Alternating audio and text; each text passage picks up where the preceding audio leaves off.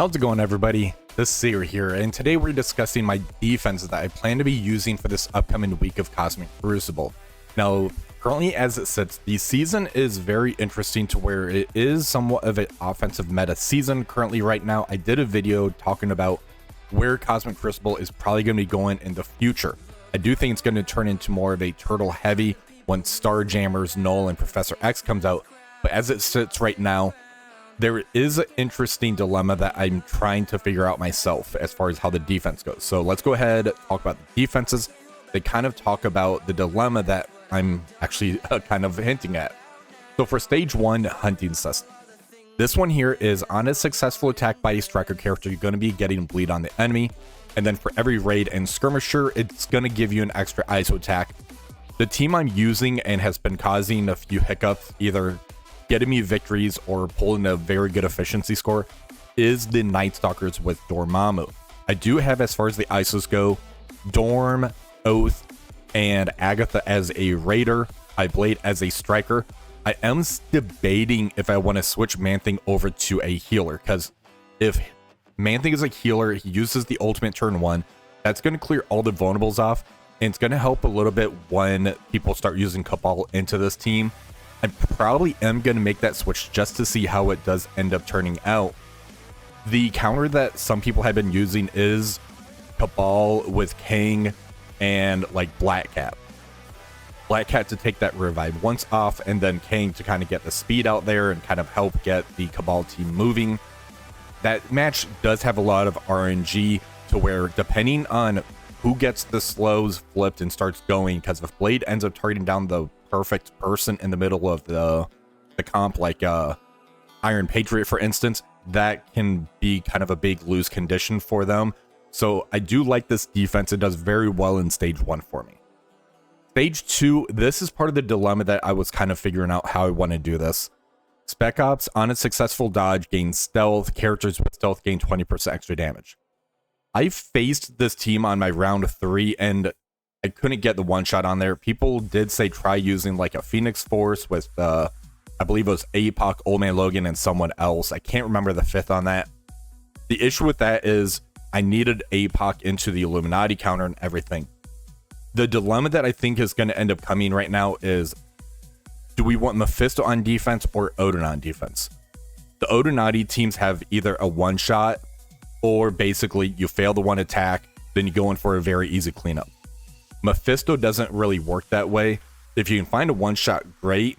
However, if you end up messing that attack up, you have to keep it, and then they basically do another burn attack, then going for the cleanup. So it kind of comes down to a Odinati team that can be one shot, or basically you have that burn attack, or a Mephisto that, if it's with a good enough team, it causes a 2 burn attack, drop attack type of thing. So I'm going to end up putting Mephisto on defense. Odin's going on offense for me this week. I really want to see how that plays out. The team that I'm using here is going to be the Orcus Groot with Mephisto. This team here, I played in stage 1, and it was kind of a nightmare as far as how sustainable this team was. When Mephisto takes his turn, there's going to be the Sentinel bot that has a ton, then Groot gets a ton out there, and then it basically gets you to where they get out sustained the opponent, and they still have a decent amount of firepower to kind of mess up whoever's going in for the attack on here. I've heard Night Stalker's Mephisto loses into this as well. I tried doing a Mephisto with Annihilators, and I made no damage at all. So I'm moving this over to stage 2 so I can keep Night Stalkers in stage 1 for here. Stage 3, Momentum. I did make a slight change to this one. So special abilities cost 2 more, ultimates cost 2 less. When enemy character dies, the allies gain 1 ability energy. So I'm going to stick with my Superior 6 team. I did end up swapping out Spider Slayer for Vulture, mainly due to Vulture's going to be able to get that turn rewind for the opening ability.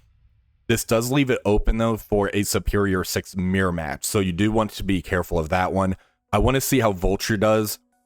If I need to, I might just make the pivot back over to the Spider Slayer portion on here.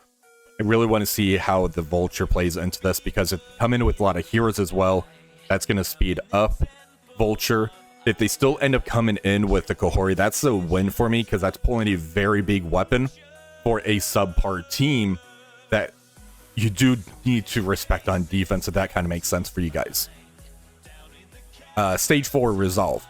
This one here, on death, all allies gain offense up and apply trauma to your enemies. I'm going to end up using my Illuminati team with Sasquatch and Doctor Strange in here. Because I'm not using Odin in here, Doctor Strange is a very good 4th or 5th member into this team. I still wanted to get the pre-taunt in there, so that's why I'm putting Sasquatch in here. I was debating about taking Captain Britain off, throwing Black Bolt in his place. That way the Illuminati members do get the extra health. Then that would allow me to use Captain Britain as an offensive tool to help shut down some of the other members as well. So that is something I am thinking about. It's something that you guys can kind of think about as well. If you do want to try to copy this kind of defense, you can definitely use that as an option. You take, say, Captain Britain out, throw in Black Bolt, take Sasquatch out, and maybe throw in Super Skrull. I think that could be a very interesting comp. I was thinking of using a Super Skrull in here, but Captain Britain would shut him down, so I went with Captain Britain. So kind of a food for thought for you guys if you want to do something like that. Resurrection Protocol. On offense defense, mutant characters on spawn gain revive once and immunity. Immunity's the big part on this type of matchup in here. Now, if Mercs for Money is in this room, any of those mutant characters that come back, where the kits say come back with full health, like Old Man Logan or Deadpool type of thing, or Dakin, they come back with full health, not 1 hit point. I was thinking if I wanted to try and throw a Mercs for Money team in here. I have a lot of things on defense right now. I want to see how this plays out. If I need Mercs for Money for offense this week, I'm going to end up keeping what I have on here. If I end up not needing the Mercs for Money, I'm probably going to start slotting some in here. So what I have right now is going to be the Extreme X-Men. I am throwing Nightcrawler back on defense in here. He just totally changes this matchup to where if Nightcrawler's in here, a lot of the counters don't end up working all the time. It's maybe about a 50 to 75% success rate, if you will. Then I have Rogue in here as well, just because Rogue with this team kind of can bank on that. Now, if I wanted to do like a Mercs for Money, I could probably start dropping off, say, Cyclops for Old Man Logan in here. I can maybe go with the Mercs for Money with Nightcrawler team as well. I faced that, and that was kind of a nightmare, caught me off guard as far as that goes. Stage 6, Charging Power. On spawn, generate 5 ultimate ability energy and ultimate ability use. If you use that, you're going to get ability block for your allies on here. I'm going to end up keeping my Spider Society with Super Skrull. I'm just throwing them in stage 6. What I have basically in my head going on is they either need to use Immortal X-Men or Cabal team in stage 6 to really get that good efficiency score. People that end up using Cabal in stage 1, it doesn't always work. I've seen it fail, I've seen it work. It's a very iffy matchup as far as that goes. Then they try to use Immortal X-Men in stage 3. Immortal X-Men doesn't work great in stage 3, so I'm just really trying to find ways to trip up, like make that one adjustment of the defense, really throw something off on your opponent, and that's how you're going to try to get victory points. We have about 3 weeks left of Cosmic Crucible, so it looks like this is going to be a shorter season, and by the time this ends up finishing, the Star Jammers are probably going to come out. Then we're going to go into the next season with, say, Star Jammers, Null. It's going to become very interesting.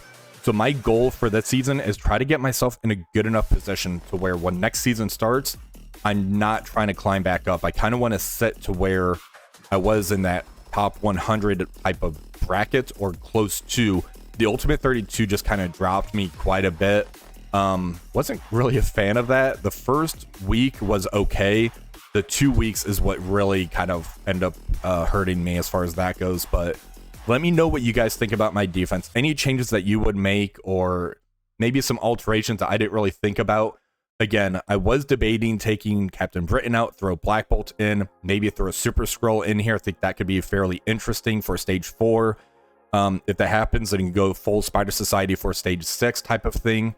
The Vulture, I want to see how much of an impact he makes in stage 3, because getting a turn 1 ult from Vulture is very deadly. Spider Slayer, if you want to go back with the full Superior 6, that could end up being an option. The Groot, I underestimated that Groot. I was thinking Nimrod would end up being better, but Groot does very well with this type of team. I like Omega Sentinel due to those pings that she could end up giving off. If you want to go Nimrod, you definitely can, because Nimrod hits like a truck as well. I just think Omega Sentinel, due to how much she can end up healing back for the damage you're putting into her plus the pings, is going to be very deadly. Then again, Night Stalker's in 1. This has been a very strong defense for me, but again, let me know what you guys think. Hopefully you guys enjoyed this video. If you did, please remember to like, share, and subscribe to the channel. Until next time, have a wonderful rest of the day.